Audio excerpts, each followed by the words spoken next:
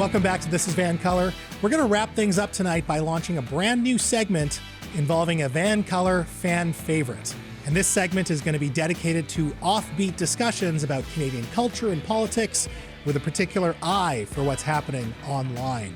It will be driven by my friend, a political commentator and YouTuber based right here in Vancouver with nearly 1 million subscribers. He is JJ McCullough, and this is The Crunch. JJ, so nice to see you, man. Glad to be back. Thanks for being a regular contributor to the show. This is going to be a lot of fun. You and I are chronically online. Yes. How much of the realities of the online discourse actually reflect the offline discourse and what people are talking about at their kitchen table?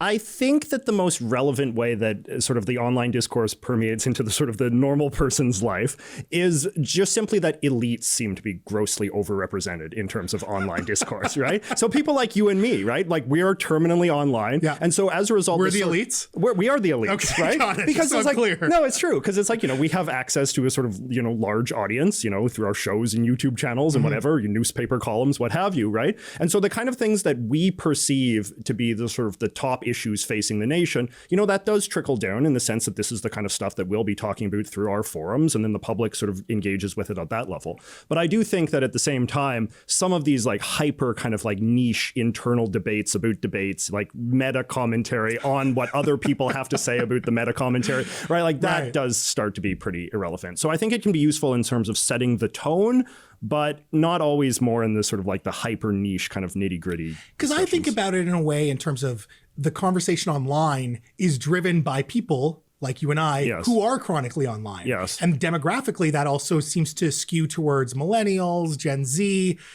some Gen Xers, not as much boomers who are actually the most reliable, voting base in Canada. And so I feel like the online conversation is actually skewed just based on generations. Do you think there's any truth to that? I think generation, I think social class as well.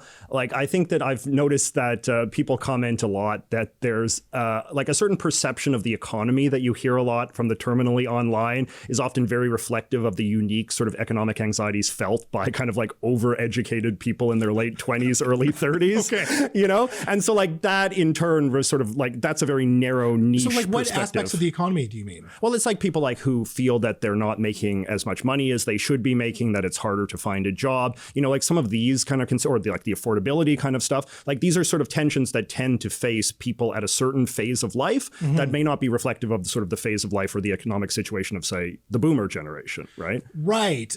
I just feel like that is a conversation that is happening offline, certainly with my circle of friends. And again, there's a bias there because they're mostly millennials, where people are talking about affordability. And so the online discourse in some ways is quite reflective of the offline discourse, no? No, I think that's true. I mean, I do think it also comes down to, like, again, what I said before, like sort of setting the agenda, right? Like if you think of sort of like the hyper online community sort of talking amongst themselves and sort of formulating amongst themselves, what are the top issues facing us? And then I think that sort of infiltrates the sort of the broader discourse through access to sort of the forums that we have in order to sort of articulate what we perceive to be the most pressing political issues of our time. Right.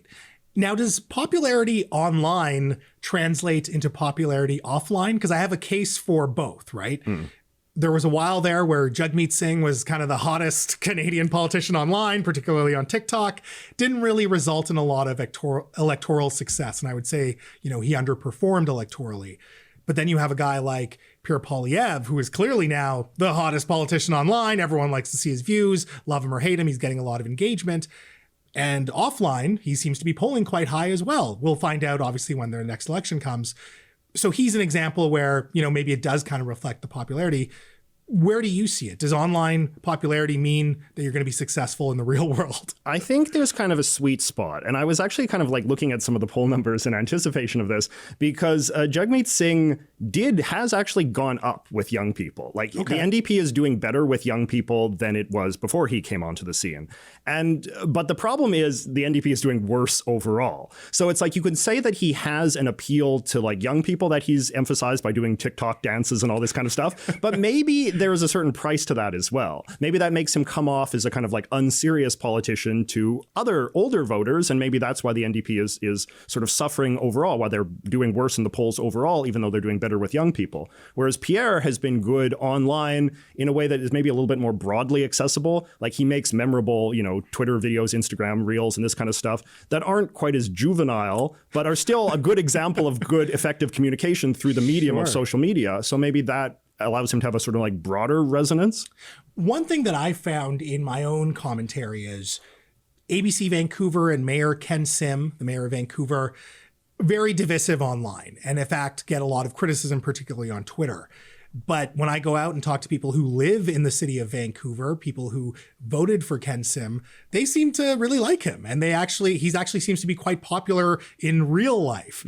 And so, I'm trying to bridge this divide of like why we don't see that same kind of popularity offline, or online, I should say. You know what I mean? I think that, again, like in the same way that I think the sort of the social media Twitterati elite kind of disproportionately reflects a certain age and social class demographic, I think that there is a sense that sort of the Twitterati elite sort of leans more left than the broad sort of public does. And that's why I think that, like, for example, like Bernie Sanders as well, like he seemed to be such a phenomenon online in a way that didn't really seem like it was ever borne out by voting patterns. And I think it's the same thing, like somebody like Ken Sim, who's like right coded and thus is sort of unfashionable to a certain scene, but might still be broadly popular with a different scene that isn't as reflected in the sort of the hallowed halls of what we used to call the blue checkmark crowd, but we can't say that anymore. That's a completely different crowd now. Yeah.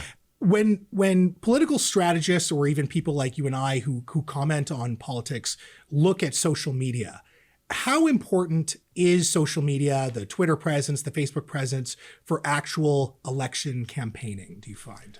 I mean, I think it's very important in the sense that I think that, like, as more and more people are not watching conventional media, as more and more people, are not listening to the radio, turning on the TV, I think that you have to think, like, how is the message getting out there? And I mean, social media, the internet is just the dominant communications medium of our time. So I think that, like, I think we're beyond the point where we can think of this as even sort of like a new or novel way of campaigning. I think that the tactics within it, like, are you doing it on TikTok? Are you doing the TikTok dances or whatever?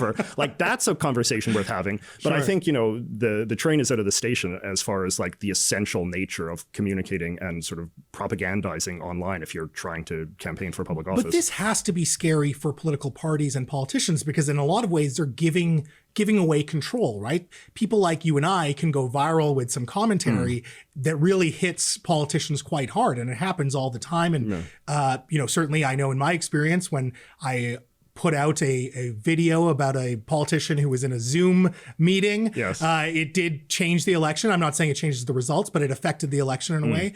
And so that's quite scary as well, right? Like politicians are more vulnerable than ever, aren't they? Well, are they more vulnerable than ever? I mean, if it wasn't for you sharing it online in a previous generation, you would have been on the nightly news sharing it, right? Like or it would have been an investigative report in the newspaper, right? I think that which is a lot slower, though. In fairness. It is slower, and maybe in that sense that sort of scandals and outrages kind of come and go quicker, but that can also work to your advantage if you're a politician, right? Something that's blowing up on Twitter might be forgotten by Friday. So it's just a slightly different media environment that we're all sort of having to inhabit in sort of our democratic society. I think it's hard to say if it's objectively worse or better. It's different, but it's also the reality that's here to stay.